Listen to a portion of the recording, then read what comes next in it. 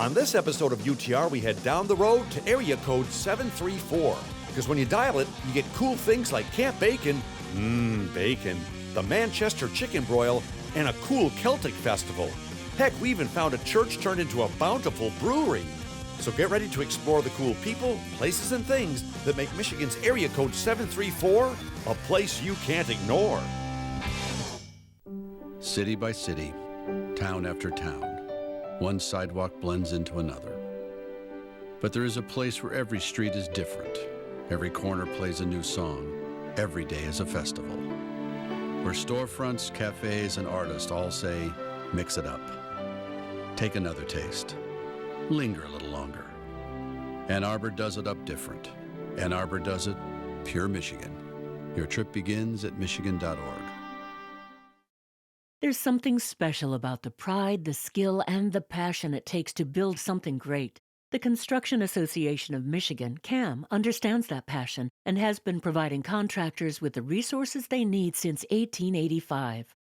A visit to the Stalls Automotive Museum will take you back to a time when cars were more than just a way to get around. In addition to beautiful cars, enjoy the collection of gas pumps, road signs, oil cans, and other car-related accessories. Info at stallsauto.com. DestinationAnnArbor.org is your gateway to Chelsea, Dexter, Manchester, Milan, Saleen, Ypsilanti, and Ann Arbor. Find out the best spots to eat, festivals to attend, activities to do, and places to discover at DestinationAnnArbor.org. I've been around the world, but there's one place I keep coming back to. And the more I explore, the more I realize it's the place to be. I'm Tom Dalton, and this is Under the Radar, Michigan.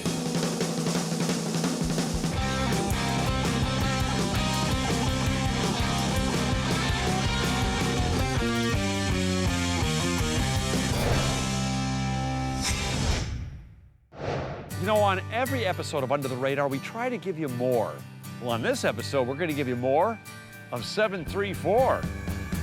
As in area code 734, because when you dial up this part of our great state, you get cool people doing cool things in cool places. Take it from me, I'm on the phone a lot, and a lot of the cool stuff that we discover is right here. And where's here, you ask? The 734 area code services a big chunk of southeast lower Michigan. Oh, and speaking of serving stuff, I smell bacon. Hello, UTR food enthusiasts. Now, you remember Ari Weinsweig and Zingerman's Deli from television shows such as Under the Radar Michigan Season 1. Well, guess what? He's back, only this time with bacon. Now, you've heard the old expression, everything's better with bacon. Well, here at Zingerman's Camp Bacon, even bacon's better with bacon. That's right. Every year, food lovers come together to celebrate how this salty, sweet, and savory snack satisfies your brain, your belly, and even your soul. Foodies find out where bacon comes from, how it's made, and why it's so darn good. From sensational speakers from around the world to substantial samplings, this incredibly tasty culinary camp keeps people coming back year after year. I caught up with Ari at the camp's main event, and the two of us bantered about bacon for quite a while. Ari, I was going to ask you what inspired you to start Camp Bacon, but after all, it's bacon. It is bacon, but there is actually a more interesting or mindfully created story behind it. About 10 or 11 years ago, I did a book called Zingerman's Guide to Better Bacon. What I was trying to do was help people understand that it's not just bacon as one entity in the same way that it's not just wine. Like there's wine from different regions. There's lousy wine, and there's good wine, and there's amazing wine. There's red wines and white wines and different grapes and styles of making it, and the same is true for bacon. And so I wanted to go a little deeper.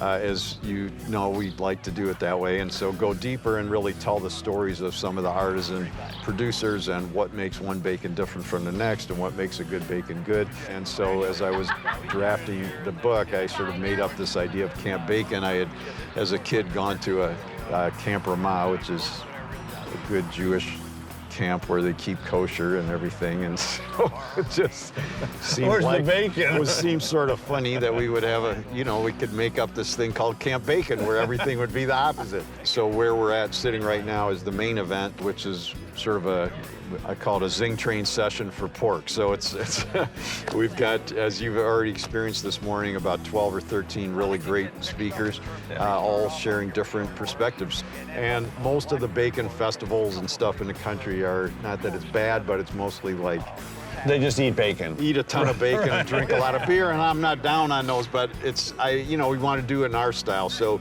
it's interesting, but it's also touching your heart and your head. You're a one-man culinary cultural icon. It's like, I can't believe what you've done. It's not just in this Ann Arbor. It's a group effort. I mean, Paul and I've been at this 36 years, and we got great people to work with, and none of us could do any of this alone. So the truth is, if the people weren't crafting the food, we wouldn't have anything to talk about. Or eat. And if the customers, we live in a great community where people, and really they come from all over now, but are willing to to pay more to buy better food and support the artisan work. And I think the whole point is that we're all interconnected, and the more we understand that and honor that, the cooler everybody's life gets. And the world at large right now is not exactly the most spiritually uplifting place to be, but for the next whatever day, which is today, we get to actually be in our own little world of Camp Bacon and embrace diversity and teach culture and caring and generosity and collaboration and do it all while eating good food, and that's a pretty cool thing. I can't top that. That's awesome. This camp is amazing, and the people who put it on are as passionate as the bacon is delicious. So what's your secret for making bacon?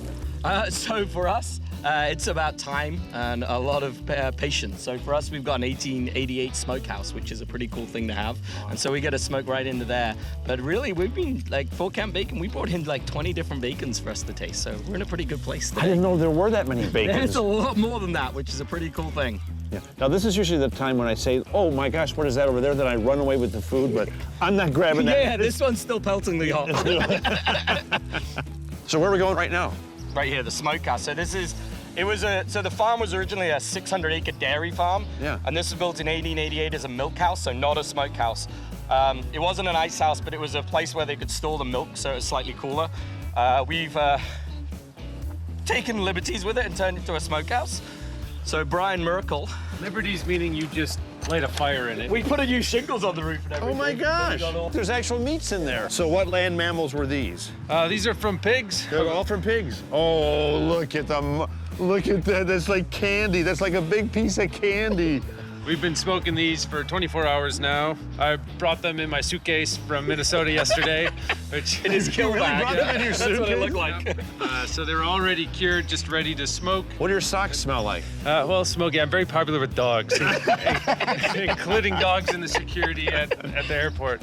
Now, the only way to make this segment any better would be to add smell-o-vision, because the smoky aromas I encountered were wonderful. So if hobnobbing with fellow bacon buffs, all while sampling selections of this savory snack sounds like a camp you'd consider, get a hold of Zingerman's and book Camp Bacon today.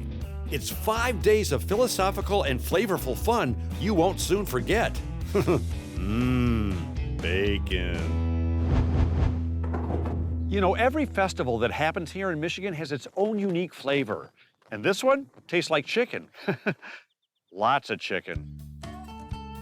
It's called the Manchester Chicken Broil. It's a ton of fun, raises lots of money for this great community, and it happens every July right here in, well, you guessed it, Manchester. To help me get a handle, and hopefully a chicken leg, on this legendary event is co-chairman Mike Tyndall. So first of all, what's the history of this hen-filled festival? Well, back in the early 50s, a professor from Michigan State University, Dr. Howard Zindel, he went around the state of Michigan promoting poultry, the industry for poultry. And he had a revolutionary way in the time of preparing poultry. And How was it done normally before then? I don't know the answer to that. Friction heat, you rub your chicken real fast. Well, he took a 55-gallon drum and cut it lengthwise and laid it open. and fill it with charcoal and grill it over open charcoal. And he basted it with nothing more than butter and seasoned it with salt. And it was revolutionary. Remember, back in the 50s, everybody didn't have a charcoal grill on their porch like they do now. True. And so now everybody cooks it like that almost every night. Now explain this revolutionary new method for cooking chickens. It's happening behind us, right? That's correct. We've got 4 100-foot pits that are lined with block. They're lined with sand on the bottom, and we put charcoal in the bottom, and we heat the charcoal up and cook the chickens over the grills. Have you contacted Guinness Book of World Records? Because that might be the biggest barbecue ever. We have, and we are amongst the biggest, yes. Wow, that's incredible. This is a single-day event. We're going to serve, in 4 hours, we're going to serve about 9,500 dinners. 9,500 chicken dinners in less than 4 hours? Yes. Is that even possible? Every year. Don't ask the chickens. Every year we've done it for 64 years. Amazing. Now, what do you get for your dinner? You get a whole half a chicken. It's about 1.5 pounds. You get a cup of our world-famous secret recipe coleslaw. You get a roll with butter and a bag of chips and a water. But all the money goes back into the community. Every penny. All the profits go back to the village. We don't have any paid staff. Myself, my co-chairman, and all the people working here are all volunteers. So after our bills are paid, all the money goes back to the local nonprofits. So this event truly creates a sense of place for the community. Absolutely does. All of our workers come out here every year. If you look around, they're working hard, they're sweating. And I always look at it like an ant maze. It gets tipped over, all the ants are going in every direction, but every ant knows what it's doing. That's what this is, because every worker has worked here many, many years in the area they're working, and they perfected it, and they make it go so smooth. You guys ever sponsor a TV show? We've certainly given it some thought. All of a sudden, I want a chicken dinner. Well, since we're not talking turkey, time to go check in with some Manchester chicken dinner makers and chicken dinner chewers. Well, you know, they say a family that eats chicken together eats chicken together. Yeah. That's why I just made that up. I'll give you $100 for the recipe. Not enough. $200. Not enough. 300, 400 bucks, $500. No. Now, apparently what's going on here is this is the drive-through line, and look at this conveyor belt. Look at these chicken dinners coming out of here. And people actually pull up in their cars, like these people right here, they actually pull up in their cars, and they get their chicken. You here for some chicken dinners? Pardon? You here for some chicken dinners? You're also on TV. Oh. Go ahead, you got to wave, so if you see yourself, you'll be waving at yourself. I'm sorry, folks, I've got an announcement to make. Apparently, they're all out of chicken. Yeah! Oh! So, are you guys here for the chicken or the chicken? Well, I'm here for the chicken. Well, you're making quick work of that. Hey, he's winning. He's really way ahead of you. So you're the official slaw wrangler? Yeah. That's a tough job? Yeah. You like coleslaw? Yeah. You can be honest, you like coleslaw? I love coleslaw. Okay, I'm just checking, because my kids won't eat it. I love the stuff. How long you been doing this? 3 years, I think. Wow, so you're an old timer. Yeah. Thanks for your service. Welcome. Oh. My hands are kind of wet. Yeah, I just found that out. So if you get the chance, find your way to this fun, foul-filled festival. You'll get a genuine Manchester sense of place, and a plate of chicken, too. Yep, tastes like chicken, but what'd you expect? You better not watch this.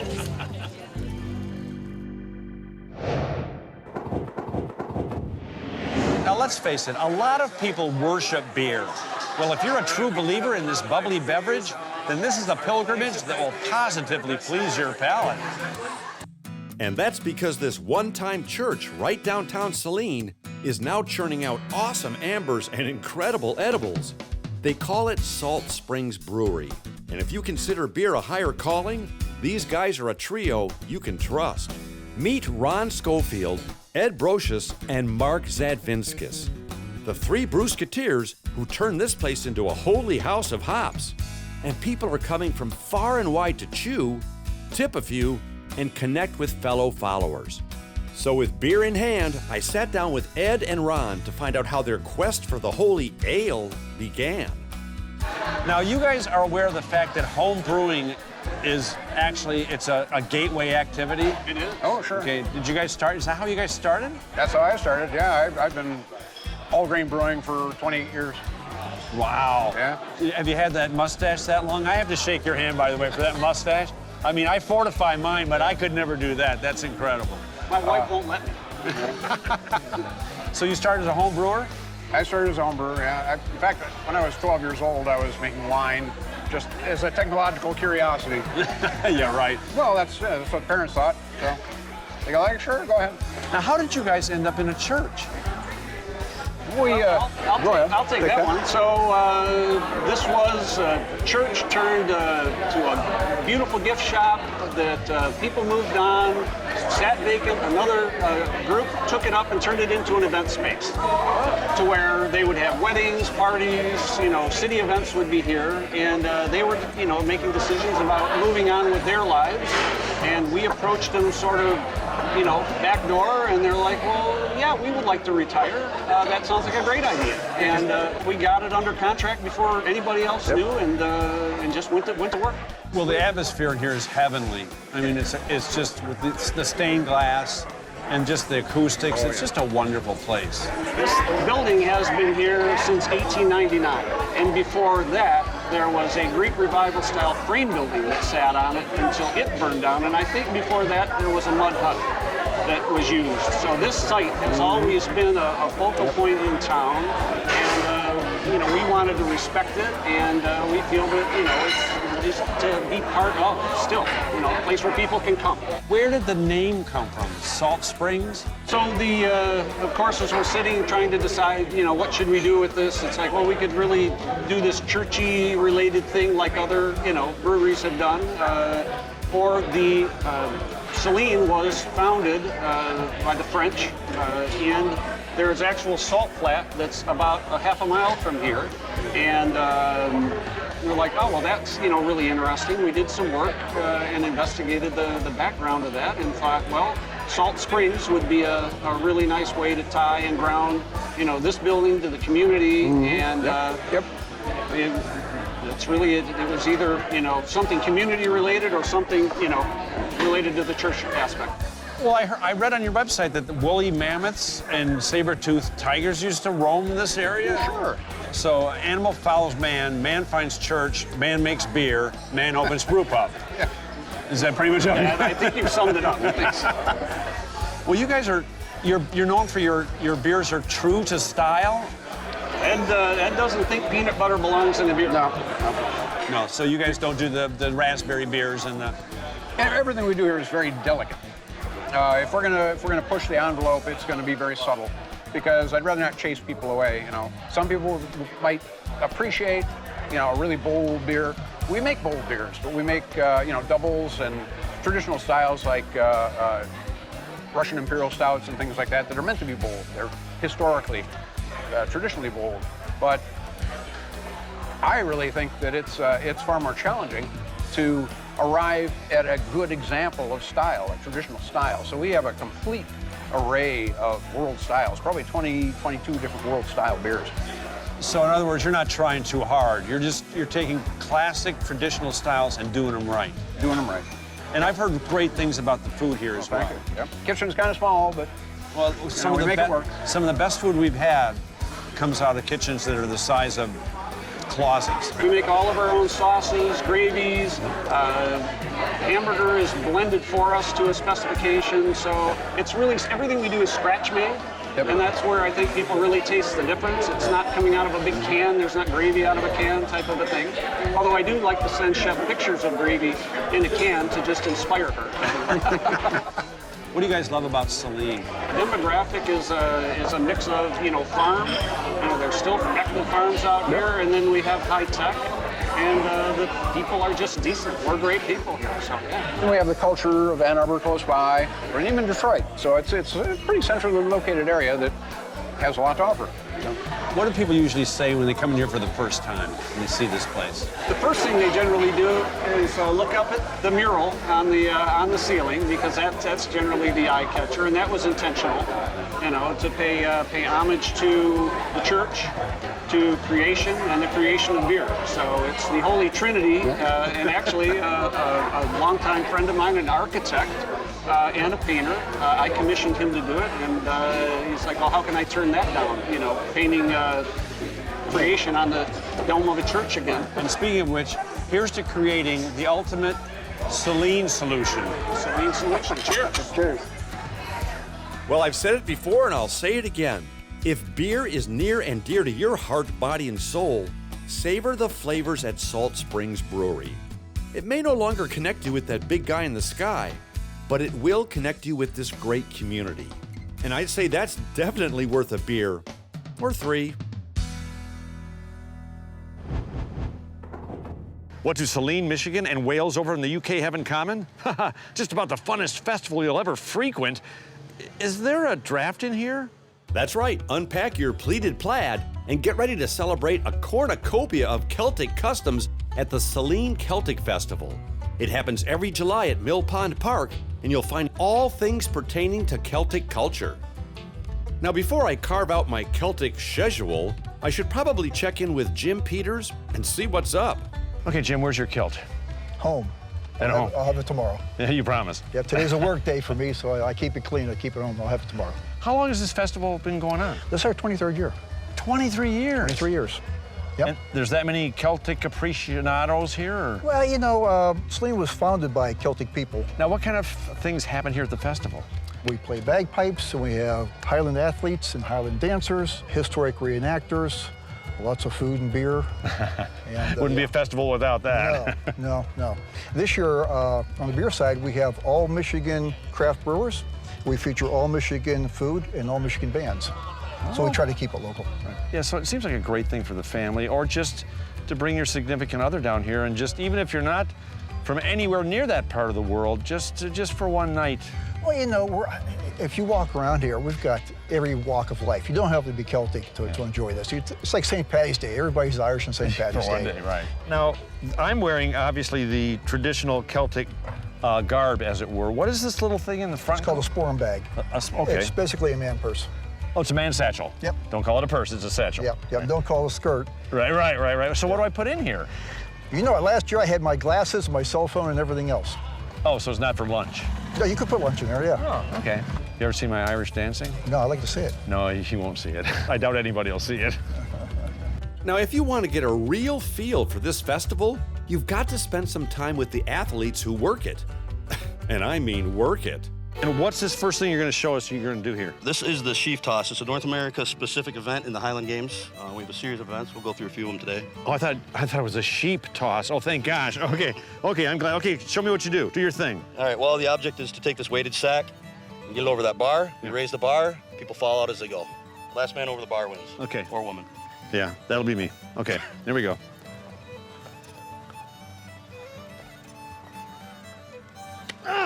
Yeah. Holy cow. You want to try it? I'm not trying that. Are you kidding? So what's this one? This is the weight for distance. There are two of them. This is a 56-pound known as a heavyweight. Right. Oh, I thought you meant weight for, because I can wait all day, but okay. No, this is a weight on a chain, basically. Okay. And this is a 28-pound weight. This is what they call the lightweight. And just see how far you can throw it. Exactly. All right, do your thing. Whoa. Ladies and gentlemen, he was trying to hit her, and you saw it here first. No, I don't have to walk too far to shag it. That was awesome. And of course, it wouldn't even be close to Celtic without incredible pipers like Tom Todd, who play this awesome and ancient instrument.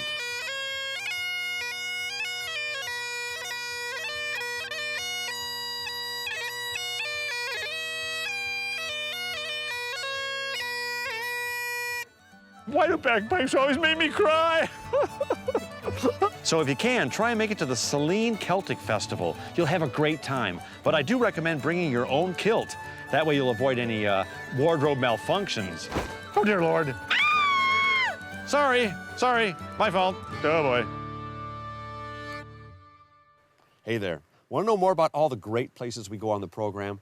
Just go to our website. You can watch episodes, tell us where to go, jump to our Facebook page, and even buy a hat like mine. So just go to utrmichigan.com. That's utrmichigan.com. Go now. Or now. City by city, town after town, one sidewalk blends into another. But there is a place where every street is different. Every corner plays a new song. Every day is a festival. Where storefronts, cafes, and artists all say, mix it up. Take another taste. Linger a little longer. And Arbor does it up different. Ann Arbor does it, pure Michigan. Your trip begins at michigan.org. There's something special about the pride, the skill, and the passion it takes to build something great. The Construction Association of Michigan, CAM, understands that passion and has been providing contractors with the resources they need since 1885. A visit to the Stalls Automotive Museum will take you back to a time when cars were more than just a way to get around. In addition to beautiful cars, enjoy the collection of gas pumps, road signs, oil cans, and other car-related accessories. Info at stallsauto.com. DestinationAnnArbor.org is your gateway to Chelsea, Dexter, Manchester, Milan, Saleen, Ypsilanti, and Ann Arbor. Find out the best spots to eat, festivals to attend, activities to do, and places to discover at DestinationAnnArbor.org.